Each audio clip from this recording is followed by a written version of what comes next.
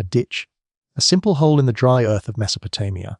That was the difference between survival and apocalypse. A ditch separating 25,000 exhausted Romans from 50,000 bloodthirsty Persian horsemen.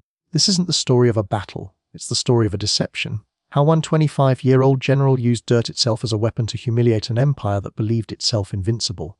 Year 530 AD. The Roman Empire is dying. The West has fallen, devoured by barbarian tribes. Rome, Milan, Ravenna all gone. What remains is the East. Constantinople.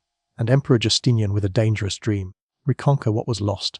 Restore Rome's glory. But before looking west, he must survive the East. Because on the border lurks an ancient power smelling Roman weakness, the Sasanian Empire. Persia.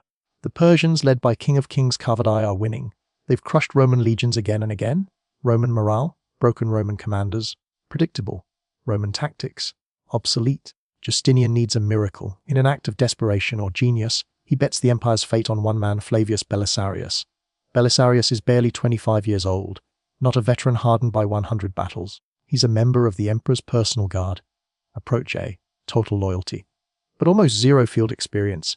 Now he's given the title Magister Militum per Orientem, supreme commander of all eastern armies. His mission: march to border fortress Dara. Stop the Persian tide. He's not asked to win. He's asked to survive. The tide approaching has a name: Perozes, the Persian general, a man who's dedicated his life to studying war, who deeply despises Romans, sees them as decadent culture protected by walls, incapable of fighting in open field. Perozes commands the legendary Immortals, elite cavalry that's terrorized the known world. He brings 50,000 men, an invasion force designed not to fight but to annihilate. Facing him, Belisarius with barely 25,000 soldiers. A mix of Gothic mercenaries, heralds, Huns, demoralized Roman recruits. The odds are overwhelming. But the real problem isn't numbers. It's the type of war. Desert warfare is won on horseback. Persian cavalry, the cataphracts, are living tanks. Men and horses covered head to toe in steel plate armor. Their charge, unstoppable. How can Roman infantry, a pale shadow of Caesar's legions, withstand that impact? They can't. Belisarius knows it. Every soldier knows it. Open field battle wouldn't be a battle. It would be a public execution. Belisarius arrives at Dara, looks at the flat, open terrain.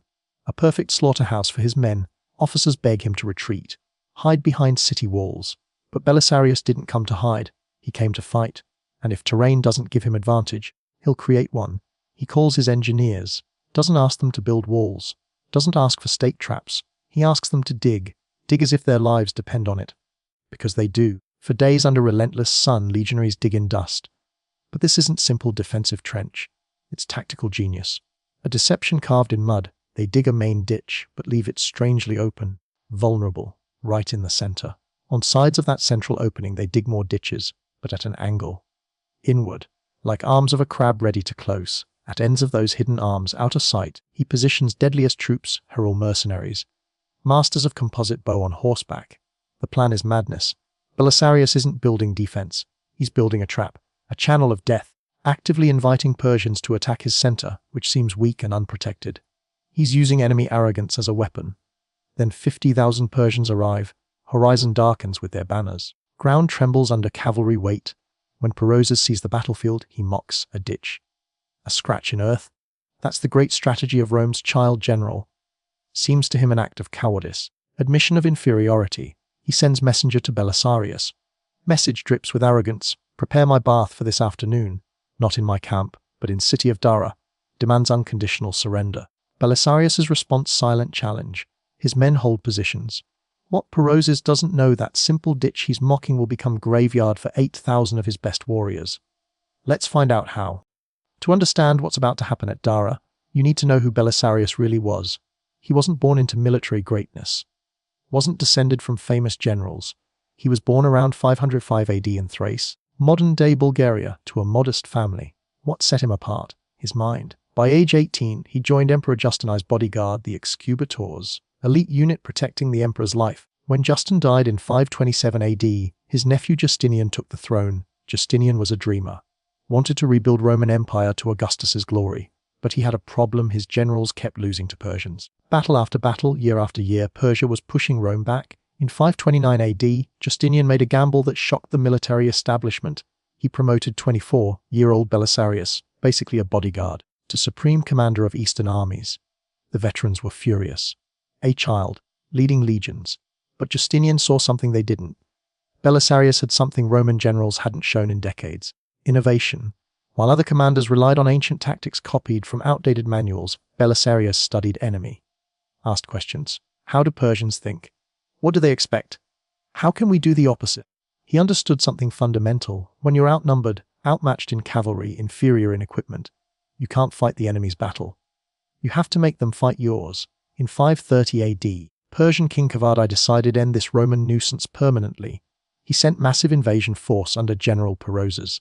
Perozes was a veteran, had spent 30 years perfecting art of war. He commanded the Immortals, 10,000 elite heavy cavalry that had never been defeated in open battle, called Immortals, because whenever one fell, he was immediately replaced, keeping unit at exactly 10,000. They wore scale armor covering entire body. Horses wore armor too, armed with long lances, compound bows, swords, on flat desert terrain, absolutely unstoppable. Perozes also brought 40,000 additional troops like cavalry, archers, infantry, total 50,000 men. Belisarius, he scraped together 25,000. But here's the problem: they weren't even all Roman. 5,000 actual Roman infantry, 8,000 Herul mercenaries, 5,000 Huns, 4,000 Goths, 3,000 mixed auxiliaries, a patchwork army. Different languages, different loyalties, different tactics. Any normal general would have retreated behind Dara's walls and hoped for relief. But Belisarius looked at this mess and saw opportunity. Because unlike Roman legions bound by tradition, these barbarians could be flexible. Heruls could hit and run. Huns could fake retreats. Goths could hold a line. If he could coordinate them, make them work together, he could create something Persians had never faced. He spent weeks drilling them. Not in Roman parade formations, in deception, in timing, in trust. When I give signal, you move. Not before. Not after. Exactly when I say. His officers thought he was crazy. These barbarians don't understand discipline. Belisarius, they don't need Roman discipline. They need to trust me. When scouts reported Perozes approaching with 50,000 men, Belisarius gathered his officers. We can't beat them in open field, so we won't fight in open field. We'll fight in a field I design. Then he showed them the plan, the ditch. Belisarius's plan was insane and brilliant. He'd use enemy psychology against them. Persians expected Romans to hide behind walls. Expected cowardice, so he'd give them what they expected, with a twist. The main ditch ran parallel to Dara's walls, about 400 meters out, but it wasn't continuous. There were gaps, specifically a huge gap in the center, wide enough for thousands of cavalry to charge through. To Persians, this would look like incompetence. The Romans didn't finish their ditch, but on either side of that central gap, at angles pointing inward, he dug 2 more ditches. These were hidden, disguised with thin layers of dirt and grass. At the ends of these angled ditches, completely out of Persian sight, he positioned his best troops, 8,000 Heruls with composite bows, masters of mounted archery. The geometry was perfect. When Persians charged through that inviting central gap, they'd funnel into a kill zone, compressed between the angled ditches, unable to maneuver. And from both sides, Heruls would emerge from hidden positions and massacre them. It was Cana. It was Thermopylae, but created with dirt instead of terrain. His officers were skeptical. What if Persians don't take the bait? Belisarius, they will. Because Perozes despises us. He thinks we're cowards. He'll see that gap as proof. And arrogance makes men predictable. For 3 days, 25,000 Romans dug, under brutal sun, hands blistering, backs breaking, but Belisarius was there with them.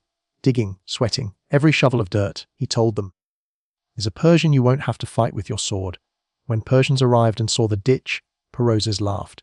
Literally laughed, called his officers. Look, the Romans are so terrified they're hiding behind a scratch in the ground. He sent messenger to Belisarius, that arrogant demand to prepare his bath in Dara. Expected immediate surrender. Belisarius's silence enraged him more. That night, Persian camp celebrated, victory feast. Wine flowing, they'd attack tomorrow. Crush these pathetic Romans. March into Dara by sunset. In Roman camp, different atmosphere. Soldiers nervous, checking weapons. Praying, Belisarius walked among them, not giving speeches. Just talking, man to man. Tomorrow, Persians will charge. They'll think they're breaking through our center. Let them think that. Stay in position. Trust the plan. When trap closes, we win. One soldier asked, General, what if it doesn't work? Belisarius looked at him honestly. Then we die. But we die making Persia pay. Every single one. Dawn of battle day broke with thick silence. 50,000 Persians across the field. Banners waving. Armor gleaming. 25,000 Romans behind their pathetic ditch. Perozes didn't attack immediately. First day was psychological warfare. Persians sent champions for single combat, trying to break Roman morale. But something unexpected happened. Romans won the duels. A herald champion killed a Persian noble. Then another. Perozes was furious. Humiliated, that night he made decision. No more games. Tomorrow full assault. Belisarius knew it. The moment was coming. Everything he'd planned, everything he'd built, everything he'd gambled would be tested when 50,000 Persians crashed against 25,000 Romans in a ditch. Dawn's second day. Dense, heavy silence. In Persian camp, metallic roar of thousands preparing for battle. Perozes looked at the field. That ditch. That opening in the center. It's a trap. One officer warned. Perozes, or proof of Roman desperation. They left it open because they ran out of time. It's fear. His arrogance chose the second option. But Perozes wasn't stupid. He wouldn't waste his immortals on immediate frontal assault. First test the edges. See how Romans bleed. He gave order. First Persian wave strikes Roman left flank. Thousands of infantry and archers supported by light cavalry. Sky darkened under arrow storm. Impact against Roman shield sounded like giant war drum. Roman line bent. Men screamed. Fell. Pressure was immense. If that flank broke, Belisarius would be surrounded. Young general watched. Motionless. Face a mask of calm. Saw his men on left fighting for every inch. Then gave almost imperceptible signal. From farthest end of right flank. Hidden until that precise moment, 300 herald horsemen emerged. They didn't charge the main attack. They did something smarter. Rode parallel to Persian line, firing composite bows with terrifying speed, a swarm of wasps. Bait. Perozes bit the hook. The audacity enraged him. 300 barbarians dare harass my army. He ordered elite force, 3,000 of his best horsemen, to destroy them. Bring me their heads! Persian wall of steel set in motion. Thundering gallop shaking ground. Heralds, seeing avalanche coming, did what they do best, turned and fled, but not panic flight. Calculated retreat. Persian cavalry, blind with arrogance and bloodlust, pursued, raced past corner of angled ditch Belisarius had designed. Didn't see it. Too focused on prey. Then trap closed. From inside that hidden ditch, seemingly empty, 1,000 Gothic mercenaries rose from earth like specters. German giants armed with axes and longswords crashed into unprotected Persian flank. Same instant, heralds, who'd pretended to flee, stopped, turned on mounts, fired rain of arrows at point-blank range against confused mass of steel. Persians were trapped. Attacked on flank by Goths. Attacked from front by heralds. Cataphracts, unstoppable in frontal charge, were clumsy and vulnerable in stalled combat. Horses fell, crushing riders. Heralds dragged them from saddles, slaughter. In less than 15 minutes, 3,000 of Persia's best horsemen annihilated. Perozes watched from his hill, face contorted with disbelief and fury. This isn't battle, it's a magic trick. The Roman boy is humiliating me. Patience over. Tactics over. Subtlety over. Persia's honor stained. Now only rage remained. He turned to his personal guard, 10,000 immortals, elite of Sasanian Empire. Men who'd sworn never to retreat. He gave simplest, most brutal order. Pointed directly at opening in center of Roman ditch. Destroy them. 10 Zalos and armored horsemen began moving, first at walk, then trot, then gallop, becoming earthquake. Sound was deafening. Dust rose, hiding sun. For Roman infantry guarding that deliberate opening, this wasn't army approaching. This was mountain of steel coming to erase them from existence. Belisarius watched the charge. His flanking trap had worked, but now everything came down to this, the center. The main trap, inside the trap, 10,000 immortals increased speed, 300 meters. 200, 100, roar of 10,000 Persian throats drowned any other sound. Romans in center tightened shields, knew they were going to die 50 meters. Ground disappeared under tide of hooves. Roman infantry closed eyes, clenched teeth. Prepared shields for impact. They knew they couldn't survive. Then impact never came. The immortals, in blind fury, had channeled themselves, entered head first into Wolf's mouth. Into corridor Belisarius prepared. They believed they were breaking Roman line. Didn't realize they'd just signed their death warrant. At precise instant when first wave of Persian steel crossed ditch threshold, when they were fully committed with no turning back, Belisarius gave signal. Not a horn. Not a shout. Sound of thousands of men rising from earth, from sides of channel. From inner walls of those angled ditches, best Roman infantry emerged from hiding, not at front of charge, on the sides. And they didn't wait for impact. They delivered it, point blank hell unleashed. Immortals, who'd expected to crush trembling infantry, found themselves trapped in dead and alley. Massacred from two directions at once. Rain of pila, heavy Roman javelins, pierced Persian armor at that distance. Archers protected in trenches fired bursts knocking down horses. Slingers hurled fist-sized stones crushing visors, breaking bones. Effect was devastating. Charge of 10,000 men became deadly traffic jam. First row of immortals erased from existence. Their bodies and horses created instant wall of corpses. Second row, galloping full speed, crashed violently into first. Third into second. Unstoppable momentum became their tome. Steel monster that devoured itself. Riders in center of channel completely stuck. Couldn't advance. Couldn't retreat. From both sides, Roman legionaries worked methodically, stabbing with long spears, massacring most feared cavalry in world, now helpless, trapped in ditch. Perozes watched from hill, paralyzed, face once full of arrogance, now mask of pale horror. His immortals, his invincible force, his guarantee of victory, being exterminated in custom, made slaughterhouse by young man he'd considered amateur. The ditch he despised, that simple scar in earth, filling with blood of his elite guard. This was the moment, the turning point. Belisarius wasn't content with defending. He shouted order. Roman infantry from center, the one Persians thought they'd crush, advanced with shield walls, not against furious charge, against broken, disorganized, panicked enemy. Same time cavalry raised on both flanks. Belisarius unleashed all his cavalry, heralds and Huns who'd returned to positions now charged with fury, no longer luring. Attacking, crashed like hammer against flanks of main Persian army, whose soldiers had been watching, frozen in terror, as elite comrades died in center. Persian morale didn't bend, it broke. Disintegrated in instant, fear faster than any horse. Army of 50,000 men, pride of Kavad, terror of East, ceased being army, became mob of terrified men who only wanted to live. They turned and ran, through banners, through spears, remaining immortals trapped in ditch massacred to last man. Battle of Dara was over. What began now? The pursuit. Belisarius, 25-year-old inexperienced general, had not only stopped Perozes, he'd humiliated him, shattered him with army half his size, didn't use superior steel, didn't use walls, used earth, psychology, enemy arrogance as knife, and drove it into Persian heart. At day's end, dust finally settled. The ditch was full. More than 8,000 Persians, most of them immortals, lay dead in that narrow corridor, bodies stacked so high they blocked passage.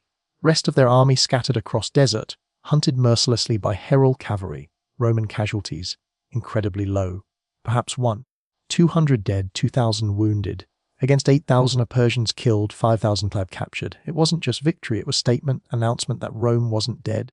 Presentation to world of military genius who would change history. But for Belisarius, this was only beginning. Victory gave him fame, but also earned him enemies far more dangerous than Persians. Enemies in his own home, Constantinople. Watching from Emperor's palace, news of Dara hit Constantinople like thunder. Capital, accustomed to decades of shameful reports, barbarians at gates, incompetent generals, simply didn't know how to react. Then it exploded. Wild jubilation took over streets. Name Belisarius, chanted in hippodrome, whispered in markets, carved on walls. 25-year-old had become overnight savior of Rome. But 800 kilometers away in marble corridors of great palace, victory had bitter, dangerous taste. Emperor Justinian was man of contradictions, dreamer who wanted to resurrect Augustus's empire, but also paranoid who slept with knife under pillow, saw conspirators in every shadow, and general who becomes too popular, general whom people love more than emperor, that's not asset, that's existential threat. By his side Empress Theodora, daughter of circus bear keeper, former actress, survivor of slums who now ruled world. Theodora was smarter than Justinian, faster, absolutely ruthless. She didn't see Belisarius as hero, she saw him as tool, and tools that become too sharp or too heavy, broken or discarded, at court. Generals Belisarius left behind began their work. Poison that dripped slowly, it was luck. Persians underestimated terrain, he used barbarian tricks, not Roman tactics. The boy is arrogant, thinks he's Caesar. Fear and envy deadlier than any Persian sword. Meanwhile in Persia, King Kavad wasn't planning peace. Annihilation of his immortals wasn't defeat. It was mortal wound to pride. Humiliated General Perozes was stripped of all honors. Kavad prepared new revenge, but this time wouldn't attack Dara. Wouldn't play Belisarius's game. Spring 531 AD, new Persian army 15,000 men led by General Azarathas crossed border, but didn't march toward fortresses. Did something worse, he slipped through desert avoiding Belisarius. Struck economic heart of Rome, rich province of Syria. Objective wasn't conquest, it was plunder, burn, steal, massacre. Disappear before Belisarius could react. Justinian was furious. News of Syrian sack erased Dara's memory. Belisarius, where is our star general? Belisarius was sent on hunt. But this time everything different. Hero of Dara now man under suspicion, given smaller army. Supplies withheld. Worsty. Not given absolute command. Palace sent advisors, other generals. Spies with rank, men whose real mission ensure he didn't win too much glory. Campaign became logistical nightmare. But that's another story. For now, at Dara, Belisarius had proven something Rome hadn't seen in generations. That tactical genius could overcome overwhelming odds. That innovation beats tradition. That one brilliant mind with dirt could defeat 50,000 men with steel. What made Belisarius's victory at Dara so revolutionary? Let's break down the tactical genius. First, terrain manipulation. Belisarius couldn't choose his battlefield. Dara was flat, open desert, perfect for Persian cavalry, terrible for Roman infantry. So he created his own terrain with engineering. The ditch system wasn't just defensive. It was offensive. It channeled enemy movement, dictated where they could attack, created kill zones. Modern military calls this shaping the battlefield. Belisarius invented it 500 years ago. Second, psychology as weapon. He understood Persian mindset. They expected Romans to cower behind walls, expected fear, so he gave them what they expected with a twist. The central gap looked like incompetence, like Romans ran out of time. Persian arrogance made them predictable. They had to exploit that weakness. Belisarius weaponized their contempt. Third, combined arms coordination. His army was patchwork. Romans, Goths, Herul's, Huns, different cultures, different fighting styles. Most generals would see this as weakness.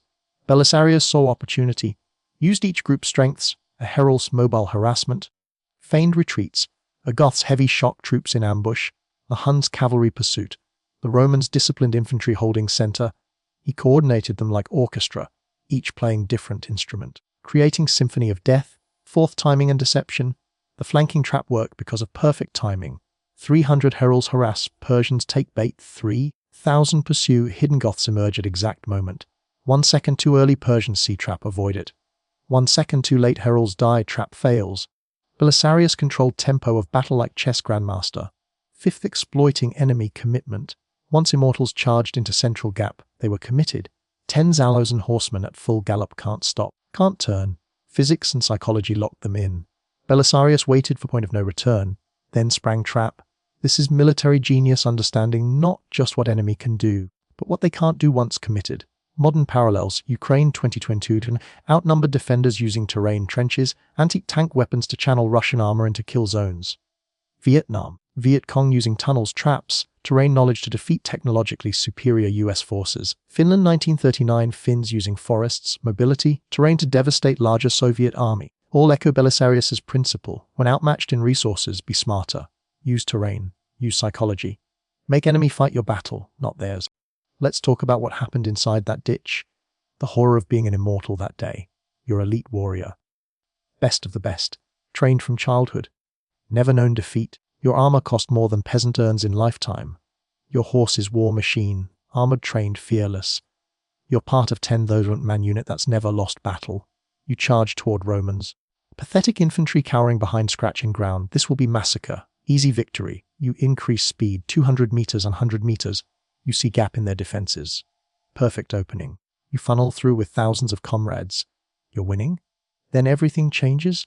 Suddenly you're in narrow corridor. Pressed between ditches you didn't see. Can't maneuver. Can't spread out. From both sides Romans emerge from earth itself. Javelins at point blank range pierce your armor. Arrows knock down your horse. You're thrown to ground, 70 pounds of armor making you helpless. Comrades behind still charging full speed. They trample you. Horse hooves crush your chest. You can't breathe. Can't move. Above you more immortals falling. Creating pile of bodies. From sides, Roman infantry methodically stabbing downward with long spears. No honor.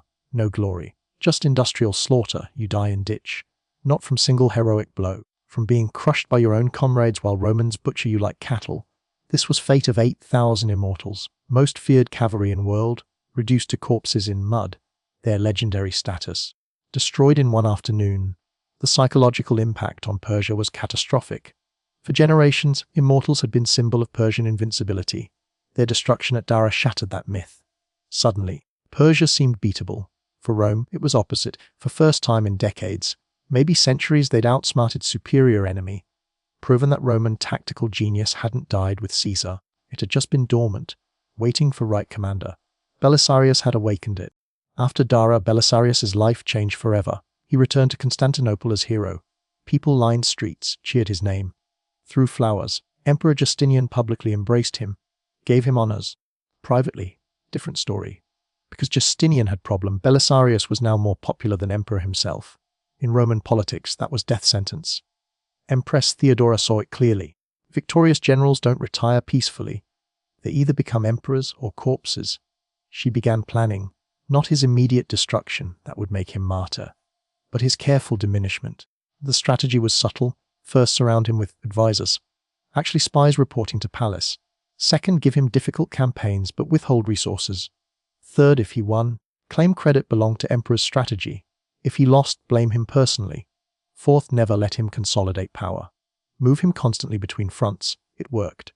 Belisarius's next campaign against Persians in 531 AD was disaster, not because he lacked skill, because he was sabotaged given smaller army, advisors who undermined orders, soldiers who questioned commands. At Battle of Callinicum, he was forced to attack against his judgment. Result, bloody defeat. Suddenly, hero of Dara was failure of Callinicum. Palace buzzed with whispers. Maybe Dara was just luck. Belisarius was recalled, humiliated, nearly executed. Only Theodora's intervention saved him, not from mercy but calculation. She wanted him alive but broken, useful but controllable. Then came January 532 AD, the Nika riots. Constantinople erupted. 100,000 rioters trying to overthrow Justinian, city burning. Palace under siege, Justinian ready to flee. Theodora stopped him with famous words, "Purple is noble shroud. Those who've worn crown must not survive its loss."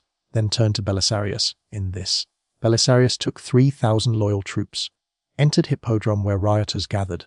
What followed wasn't battle, was massacre. 30,000, 50,000 civilians slaughtered in single day.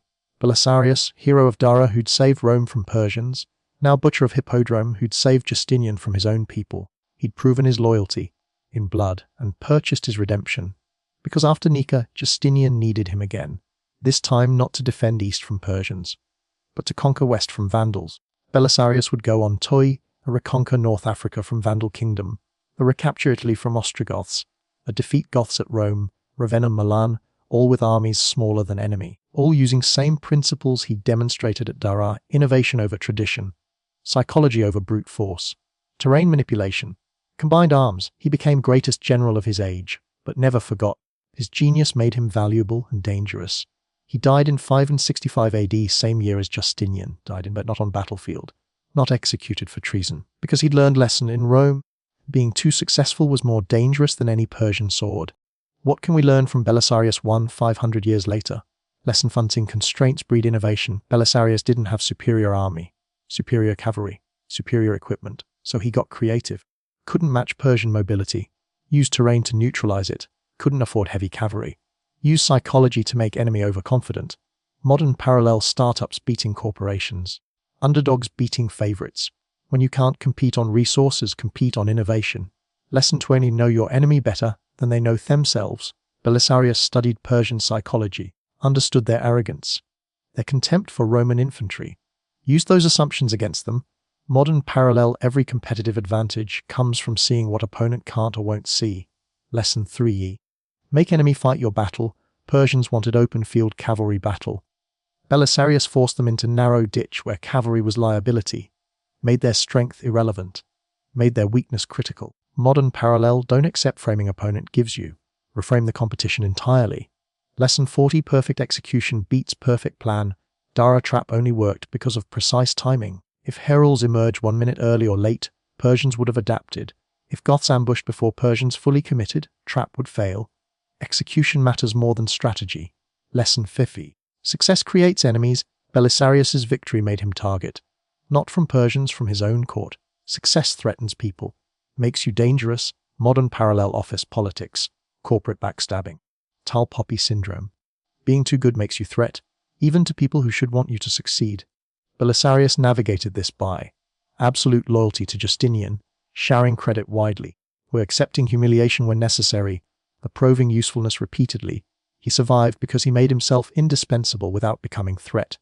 The ditch principle, at core, Dara teaches us, when facing overwhelming odds, don't match enemy strength for strength. Instead, 1. Identify their assumptions. 2. Create conditions where those assumptions become liabilities. 3. Force them into your framework. 4. Execute with precision. 5. Exploit their commitment. Whether you're commanding armies or running startups, principle holds. A ditch. A simple hole in Mesopotamian earth. That's what separated 25,000 Romans from 50,000 Persians. Separated survival from apocalypse. History remembers grand cavalry charges, heroic last stands, technological superiority. But sometimes most brilliant victories come from simplest ideas executed perfectly. Belisarius didn't need better cavalry, better armor, better training. He needed earth, psychology, timing.